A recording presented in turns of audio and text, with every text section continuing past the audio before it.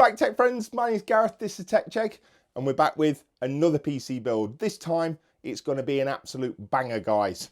Minimalistic in terms of RGB, all the performance that you could want, and all of our cash is gone on the CPU and the GPU. Stick with me, we're going to walk you through it step by step, the whole build process, and it's going to be absolutely fantastic. If you enjoy the build, smash that like button, don't forget to subscribe. Let's do it. So let's kick off. We're going to need our motherboard, CPU, RAM and our storage. If you've not got an all-in-one and you've got a CPU tower cooler, you can do that now. Make sure that you can do everything right in front of you, all on the motherboard, plenty of light, and then you can pop it into your case and it's all done, you're not messing around. With that being said, take out your motherboard, put it in the safest place on top of your box. So our CPU of choice is the Ryzen 7 9800X3D. First thing that we're going to do is open up our CPU socket by opening up our retention arm, opening up that socket, and that will reveal our pins in this AM5 socket. We can then delicately pick up our 9800X3D CPU. All we need to do is line up our triangle with our triangle on our socket and gently lower it into place. Lower down our socket. This plastic bit will flop out in a second when we return our retention arm. There we go. And if it doesn't, you can simply just take it out. Next up is our Corsair 32GB 6000 mega transfers per second. This is Vengeance DDR5 and it's memory for AMD. So it's on the expo list for this particular motherboard as well. 6000 mega transfers works really, really well at CL30 as well, so good pairing with this particular CPU. Let's get it installed. All we've got to do, guys, is we need slots A2 and B2. We're going to make sure that that lines up, slide it into place, and then once we make sure that it's lined up, firm pressure until you hear the clicks. No RGB on this, but it's going to sink in really, really nicely. Next up is our crucial T500 and T700 Gen 5, Gen 4, really, really nice drives, guys. Our Gen 5 drive is going to go on our top NVMe slot. Our T500, which is a 2TB drive, it's going to act as our games library, is going to go down here, and we have got 2 additional slots, but I'll talk you through them because it will matter which one that you put them in. So we'll start with our T700 first, Gen 5 drive, up to 11,700 megabytes per second. Push this button across, our heatsink can be removed. What we do need to do is remove a little bit of film off the bottom. Installing our drive, we just want to place it at a 20-degree angle, slide it forward. We can then push it over our standoff, twist around our holder here, and that locks it into place. Once we've removed our little bit of film off the back of our heatsink, we just want to line these little catches up with these standoffs. It's a little tricky. There we go. And then we can push down if we've got it lined up correctly, and it locks it into place. What we can do then is we can remove these 2 screws. That's going to give us access to our second and third slots. And the things that you need to know about this is if you've only got 1 additional drive like we have, then you could optimally use both of these as long as you're not using this bottom PCIe slot down here. The best way of doing it is just to use this second one here. If you are going to use a third one, this will run at Gen 4 by 4 lanes. This will run at Gen 4 by 2 lanes if you're occupying all 3. It also means that this also runs at ×2 rather than Gen 4 by 4 as well. Let's get this one out of here. And as we've mentioned already, this is a 2TB T500. So M.22, we can do exactly the same thing, slide it into place, and all we've got to do is push that into there. There we go. Last thing to make sure is that we remove our little bit of film off the back of this. And then we can go ahead and lower that back into place, securing it in place with those 2 screws.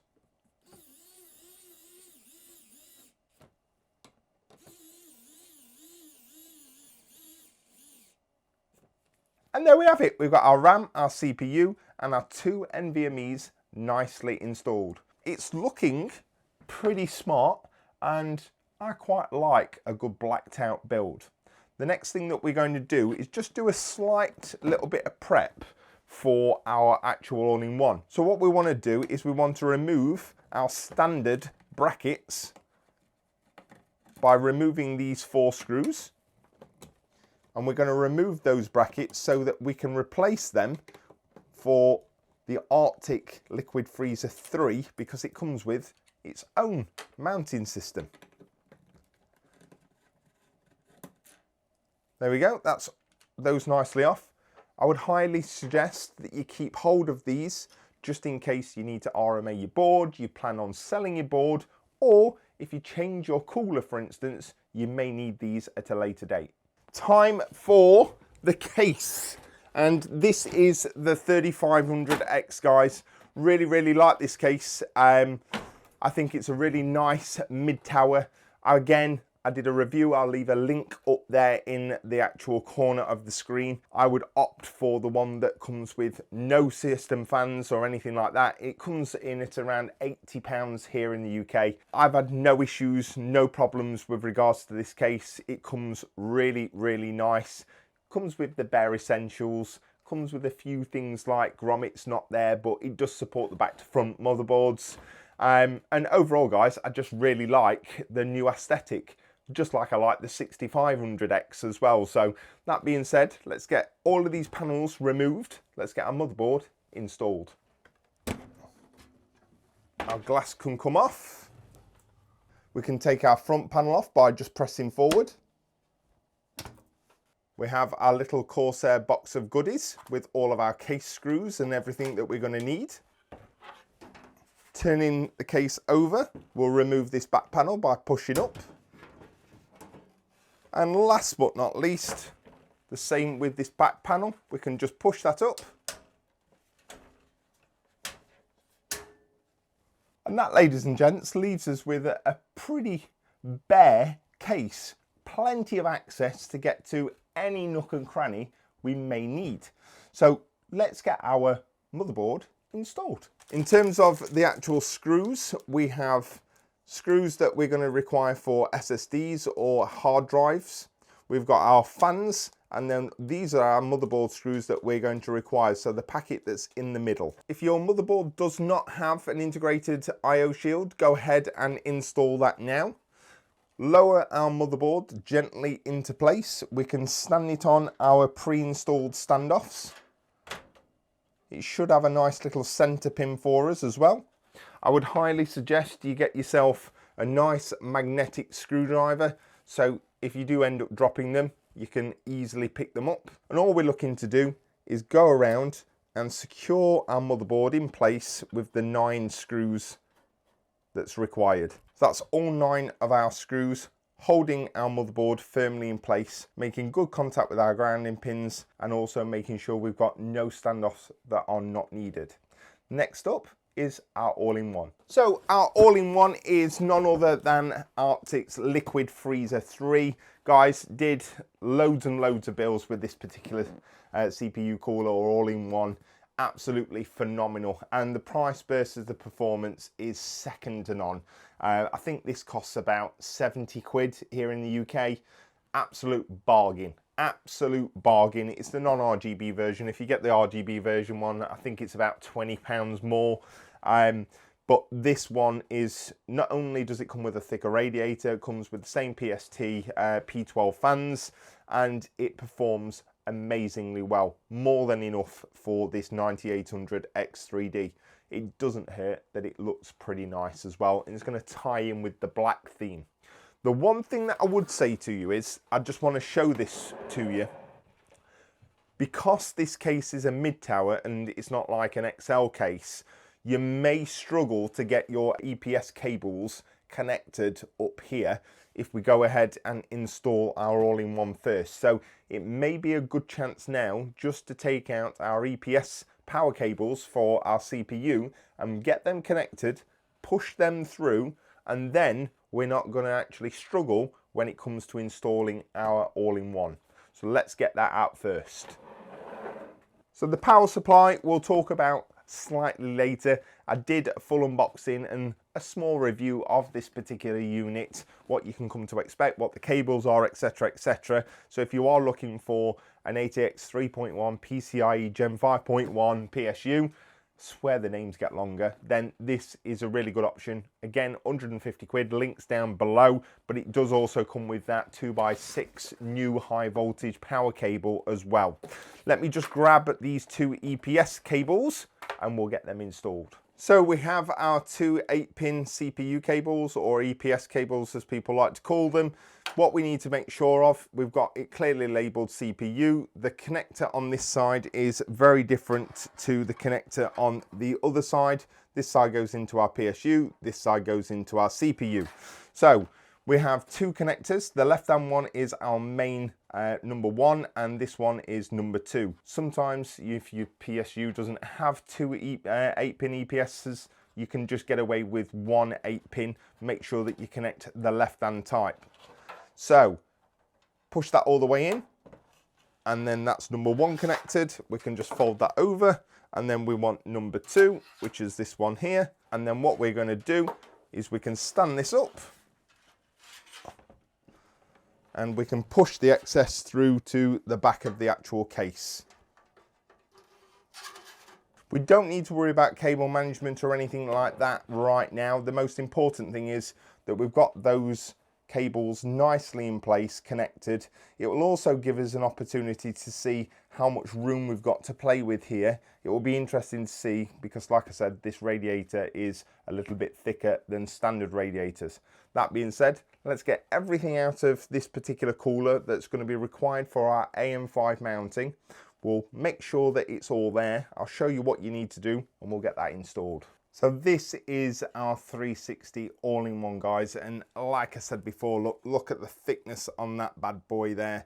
Really, really nice all-in-one. Again, performs amazingly well.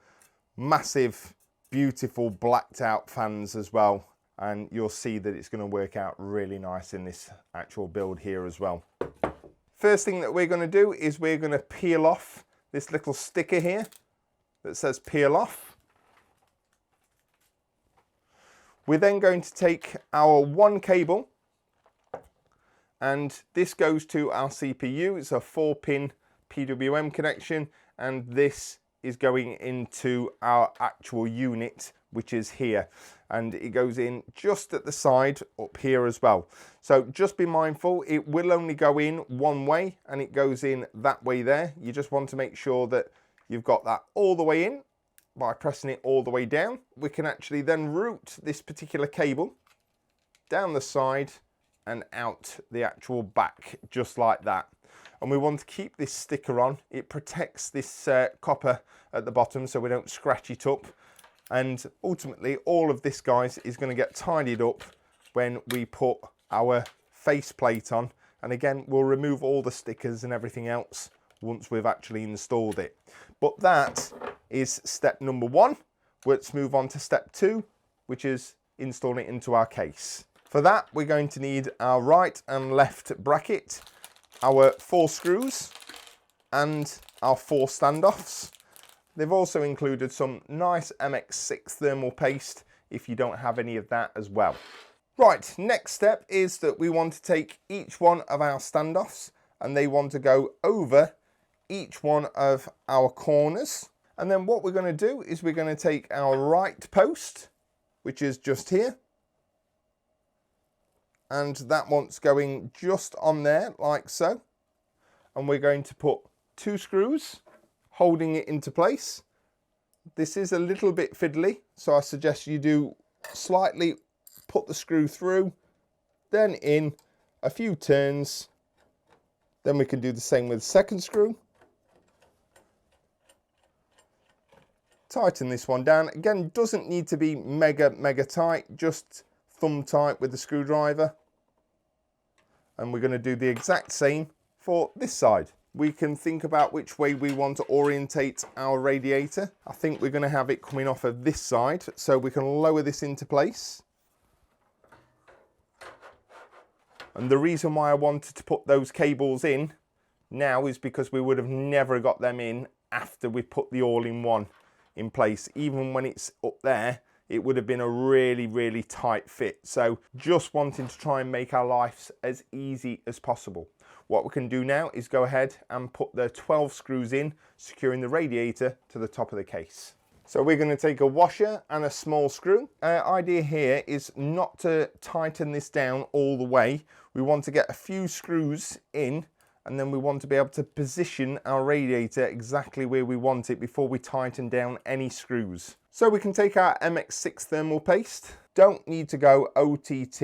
You just need to make sure that you've got enough in the middle so it can evenly spread. The next important thing is we can remove our warning sticker, which is there. That's kept our copper plate nice, clean, and not going to be scratched up or anything like that. So lower it down into position. There we go. Once we've made a good contact, you want to try and keep it as still as possible. Push down on one side, a couple of turns, and then we can do the exact same on the other side.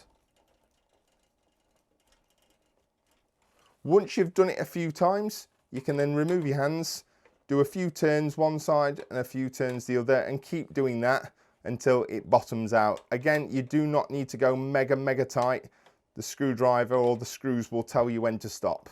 Last but not least, maybe a little bit more difficult to see here, but what we've got to do then is we have to connect our 4-pin CPU fan connection to our CPU header on our motherboard.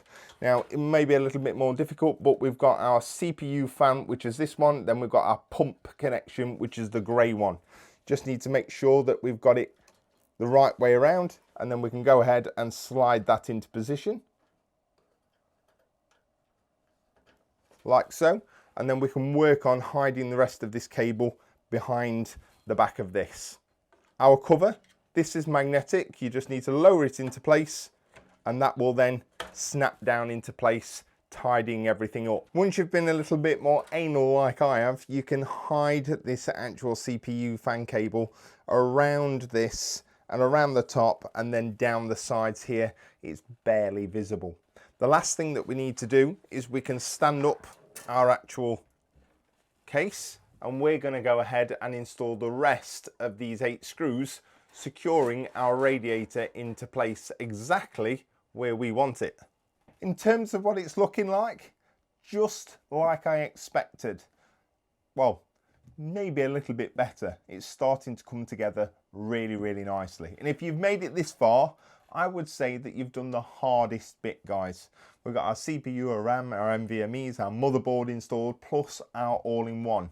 You've probably dodged a bullet by connecting your EPS power cables as well, because again, there's not much room up there. Even if you've got baby fingers, you ain't getting them in. So, right. Next thing I think we've got is, I would say I'm going to put the rest of the fans into this particular case. Then we're going to actually go ahead and connect all of our front I/O. Whilst we've got, well, quite a lot of room inside this case, it's nice to do a little bit of cable management. And then when we put our power supply in, we'll know what runs we've got and what cables are going where, and it probably won't overpower you in terms of so many cables and not knowing where they're going and what they're doing. So let's get the rest of the fans in. The fans of choice are no frill, guys. These are tried and tested. These are P12s from Arctic. I thought, why not go with more of the same fans? I know that they work very well, relatively cheap as well. I think these are about, I don't know, for about £30. So you do the math on that, but ultimately all the fans are going to match then. Now, a lot of people may be asking, well, you can fit 10 fans in this particular case. Why have you only got 8? And the answer to that is very straightforward. You can put 3 at the top, 3 down the side, 1 here, 1 here, and 1 here.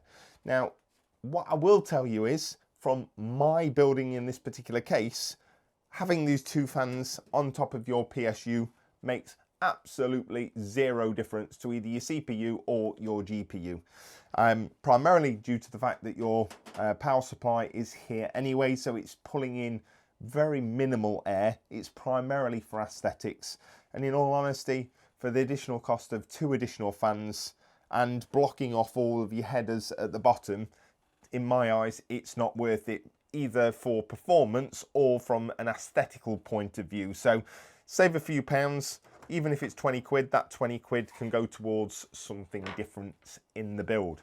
So we've got 3 fans on our all-in-one set as an exhaust. We're going to have our rear fan, which is here, as an exhaust as well. And I will say, guys, these are P12, so they're 120mm fans. We're going to have 3 at the side, 1 at the rear, and 1 at the bottom. So the 3 at the side and the 1 at the bottom down here are all going to be intake. The 3 at the top and this rear one are going to be exhaust. So we've got 4 intake fans and 4 exhaust fans. More than enough in terms of cooling. This case does an excellent job with just 3 intake fans, guys. So you're not going to be disappointed. And I'm hoping that this shows at the end, even though we're not going to have these bright sparkly lights, a bit more of a grown-up build. All our cash has been spent on the important parts, not the RGB parts. So let's get these fans in. Really, really straightforward, guys. Comes with the actual screws. All we're literally going to do is make sure that we have got them set as the correct intake or exhaust. And likewise, if we're setting them as an exhaust, we just want to be making sure that we're looking at the case. So that goes in like that, and then that will be blowing air out. And likewise, if we're setting them at the side, we want to be looking at the cage, and that will be setting them as an intake, and likewise setting at bottom down here as an intake. I'm going to go ahead and screw all these in, save you some painstaking minutes, and I'll be back very shortly. There we have it, guys. So we've got all of our 3 fans here, as well as our bottom fan here. They're all daisy chained together, and we're going to make one single PWM connection to our motherboard to a system fan header. But we'll do that slightly after we've done all of our front I/O. We're just going to route these cables through to the relevant places, tidy them up now, so when we come to put in our PSU, we know exactly what cables what. We're not getting all confused with these cables here. Let's go ahead and do it. So the first one we're going to do is our USB 3. We've got a little notch on the side here, and that can just push in just into there. We have our Type C. That goes into our USB Type C connection, which is just here. We have our front panel connections, and that goes down here just on our JFP1. And then we have our HD audio, which is here, and that goes down here in this bottom left hand corner. We can then push the whole excess through to the back of the case, just do a little bit of cable management ready for our power supply. Then all we've got to do is connect up our 24 pin. We've got a couple of other connections, but the majority of it is all done. The last thing to do is to connect to a system fan header, which is going to be for these 3 fans here, which can go on to either one of these. And we've also got another one down the bottom. What I have done already is I've gone ahead and connected our rear one to our top one, which is just up here next to our pump header. So there we are, about 10 minutes later. We've done a little bit of cable management, routed all the cables down here, pulled all the excess from the back, used some of them zip ties, and tidied the back of this up. Again, guys, it depends on how OTT you want to go with this particular sort of stuff. Ultimately, for me, it's all about the front and making sure that the back is as tidy as possible. And by the time we've cut all of these off and we've made our connections to our power supply, we've got that black panel on, that will hide a lot of the cables anyway.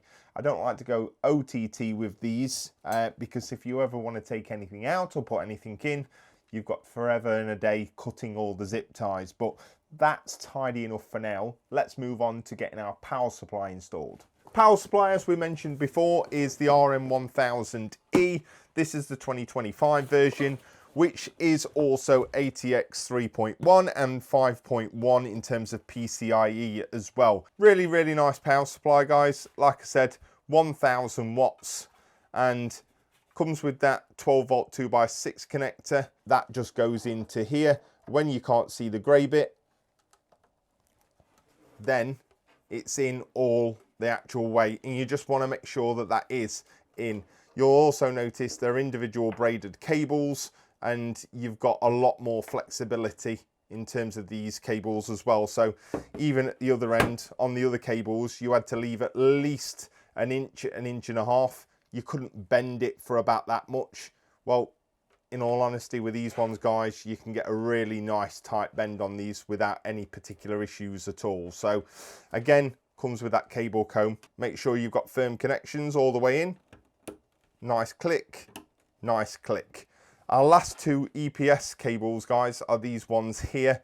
They can go in any of these four that you can see under CPU or PCIe. Last thing to note is we want our fan facing down. We can then push this into the bottom of the case. We can go ahead and use the 4 PSU screws to lock that into place.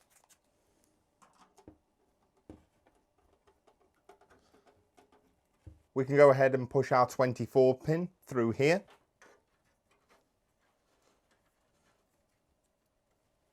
And our GPU one can go through the very bottom.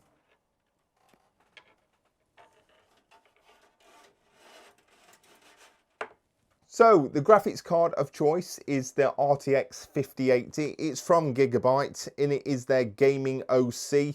Obviously the RTX 5080, very difficult to come by, guys, and very, very expensive as well. We were quite lucky to even get one. We found it in stock in a small retailer, or not a small retailer, but a smaller retailer here in the UK. And we were very fortunate that they actually had 1 or 2 of these in stock, so I grabbed it while I could. The creme de la creme, and it's a big one as well. In fact, I think that's bigger than my 4090. Let's have a look. First time. Woo!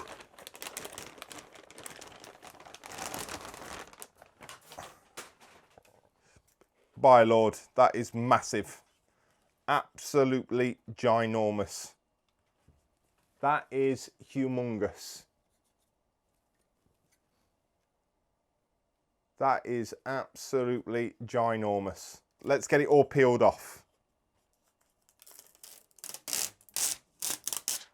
Next step is we need to remove slots 2, 3 and 4. This will allow us to fit this 3 slot card into our case. Next important thing is we need to make sure our PCIe lane or slot is actually open. We can then go ahead and lower it down into place, lining it all up.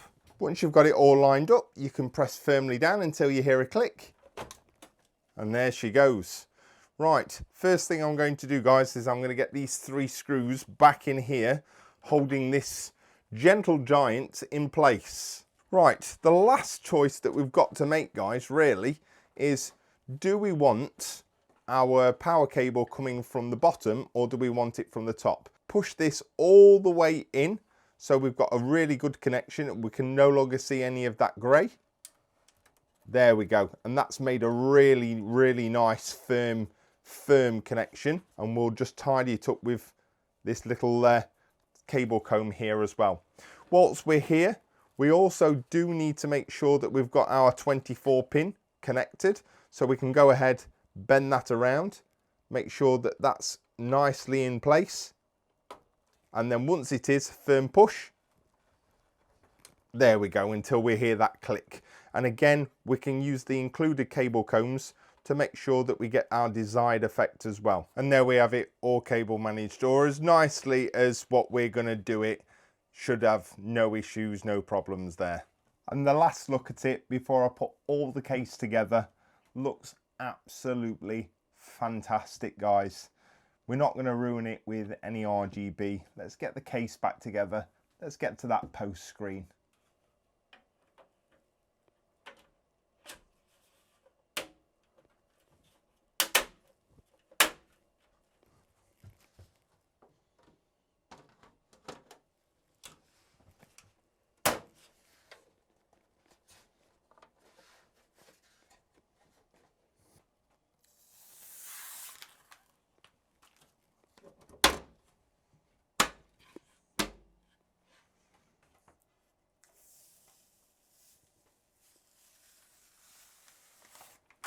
We're at that point now, guys, where we pray to the PC gods, making sure that everything is worked and everything's plugged in correctly. We've got power to our monitor.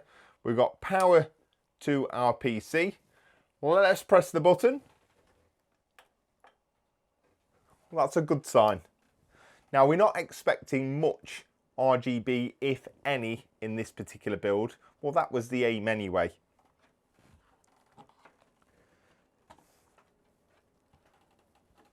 I'll try and get the lights out of it for you. Hopefully, once it's done a couple of memory cycles, but I can see the graphics card has got some RGB on it. Come on, come on. Give me something. It might just do a few boot cycles and then we should be good. If it doesn't come on in around 25 seconds, I'll take a look at the debug indicator lights just to see if everything is okay. There we go, and we're straight through to the actual BIOS. Never even seen that. You've seen that I haven't updated the BIOS or the chipset or any of the drivers. We've not installed Windows. This is absolutely just put power in, just plugged in, turned on, everything actually works, which is really, really nice. Ultimately, 9800X3D, RTX 5080. We've got 4 intake fans, 4 exhaust fans. We've got a liquid freezer 3 and 32 gigs of 6000 megatransfers per second RAM. We've got 1 terabyte of Gen 5 NVMe. We've got 2 terabytes worth of Gen 4 on the second slot. Overall, guys, absolutely sick build. Blacked out once I've turned the RGB off. Once I've downloaded Windows, updated the BIOS, the chipset and everything else. Let me know what your thoughts are down below. Like I said, I'll hopefully give you some B-roll shots without all the glass and everything on, and the lights down and stuff like that as well. So I'm hoping that you've enjoyed the video. If you have, don't forget to smash that like button. Think about subscribing and joining the channel as well. I'd love to have you. Any questions, leave them down below and I will get back to every single one of them. All the very best, guys. I'll see you in the next one. Peace.